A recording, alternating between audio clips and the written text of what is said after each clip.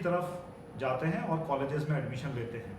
हमारी जो संस्था है बॉस IAS एकेडमी, जैसा नाम से ही आपको पता लग रहा होगा कि ये इंडियन सिविल सर्विसेज की परीक्षा के लिए बच्चों को तैयारी कराती है और ये बीकानेर में स्थित है। तो हमारा आपसे ये कहना है कि अगर आप 5 मिनट बैठें और ये सोचें कि आज के बाद मैं कहाँ जाऊँगा, मीन्स मेरा जो है अंतिम लक्ष्य क्या है, तो आपके सामने कहने के लिए बहुत सारी चीज़ें हैं कि हर सेक्टर में बहुत नौकरियां हैं। लेकिन कोविड के समय आपने एक चीज़ को बहुत अच्छी तरह अंडरलाइन किया होगा कि जिन लोगों के पास सरकारी नौकरियां हैं वो रिलेटिवली कंपैरेटिवली ज़्यादा आसान ज़िंदगी जी रहे थे बनस्पत उन लोगों के जो प्राइवेट सेक्टर में काम कर रहे थे। मेरा आपसे ये कहना नहीं है कि प्राइवेट सेक्टर बेकार है, लेकिन हाँ, सरकारी नौकरी आपके साथ आपके भाई, आपके पापा, आपकी मम्मी के समान ही खड़ी रहती है।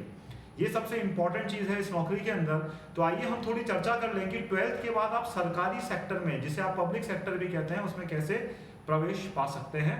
इनफैक्ट हमारे पास जो है UPSC नामक संस्था है जो कि बहुत सारे परीक्षाएं कंडक्ट कराती है। मैं आपको पहले इन्फॉर्मेशन दे दूं कि किसी भी सरकारी नौकरी के लिए आपको एक कंपटीशन जो है परीक्षा पास करनी होगी, तब जाके जो है आप एंट्री पाते हैं। कई परीक्षाएं इसमें से ऐसी हैं जिसमें प्री होता है, फिर उसके बाद इंटरव्यू होता है। कई परीक्षाएं ऐसी हैं जिसमें 3 चरण होते हैं, जिसमें प्री होता है, मेंस होता है, इंटरव्यू होता है। हम सबसे पहले UPSC की बात कर लें तो जितने भी बच्चे आप किसी भी स्ट्रीम के हों, राइट, उनकी जो 12th करके निकले हैं उनके पास एक ऑप्शन होता है NDA का, नेशनल डिफेंस एकेडमी का, जिसमें साइंस वाले इंडियन एयरफोर्स, इंडियन नेवी, और कॉमर्स और आर्ट्स वाले जो हैं इन्फेंट्री को चूज कर सकते हैं। ये आपके लिए एक बहुत अच्छा ऑप्शन है।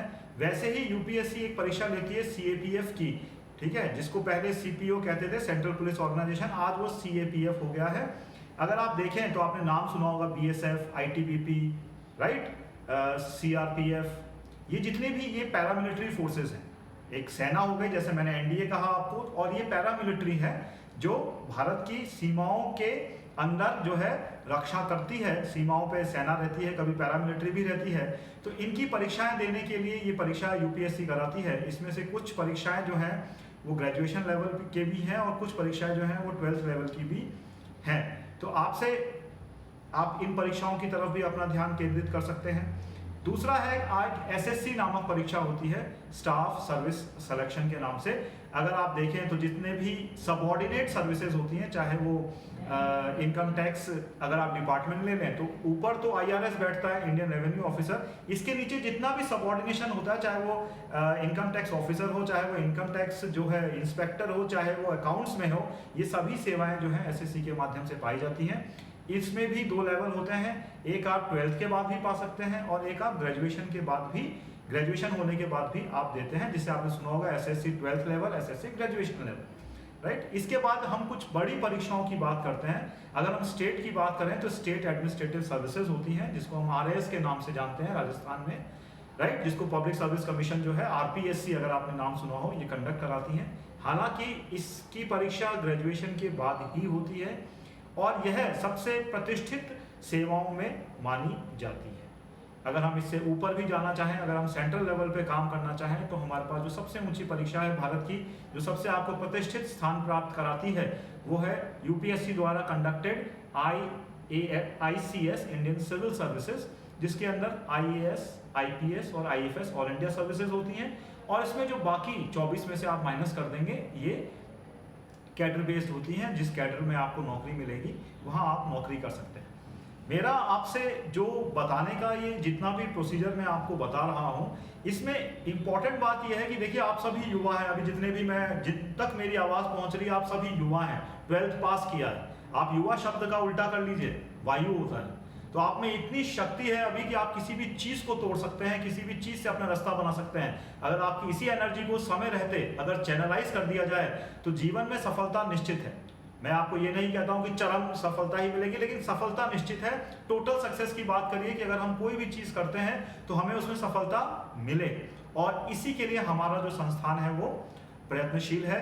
हम यहाँ पर 12th के साथ ही, अगर आप हमारे से जुड़ते हैं, किसी भी कॉलेज में आप जाते हैं, देखिए आपका भविष्य है, आप डॉक्टर बने, इंजीनियर बने, हमारी शुभकामनाएं आपके साथ हैं।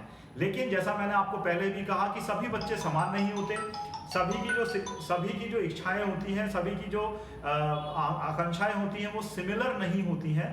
तो ऐसे लोग जो जीवन में कुछ हटके करना चाहते हैं, समाज में अपना कुछ कंट्रीब्यूशन देना चाहते हैं, अपने परिवार और अपने मित्रों के लिए कोई काम करना चाहते हैं, इनफैक्ट देश सेवा के लिए अपने आप को अर्पित करना चाहते हैं, उनके लिए सरकारी सेवाएं जो हैं आपके सामने हैं और ये आपको पद प्रतिष्ठा सब दिलाती हैं। हमारा जो केंद्र है ये बॉस IAS अकेडमी, ये आपको इसमें हेल्प प्रदान करता है।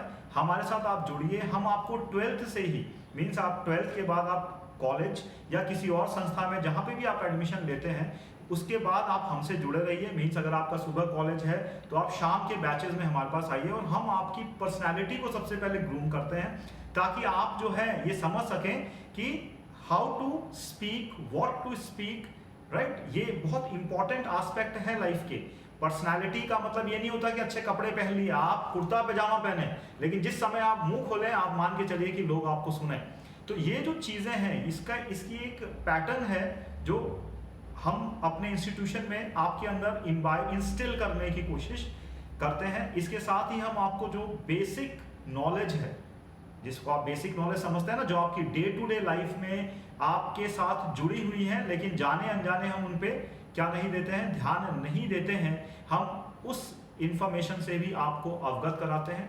साथ ही साथ हम इन प्रैक्टिकल एस्पेक्ट के साथ आपको जो लिटरेरी नॉलेज है, चाहे वो कोई भी हो, चाहे वो आपका साइंस का हो, चाहे वो आपका हिस्ट्री का हो, फिजिक्स का हो, केमिस्ट्री का हो, बायो का हो, हिस्ट्री, पॉलिटिकल साइंस, ज्योग्राफी का हो, चाहे वो आपके जो है ऐसे कोई भी जितने भी सब्जेक्ट्स हैं जो आपके जर्नल स्टडीज के अम्ब्रेला में आते हैं। मेरी आप बात हमेशा ध्यान रखिएगा, जर्नल स्टडीज कह रहा हूँ मैं, जनरल नॉलेज नहीं कह रहा हूँ।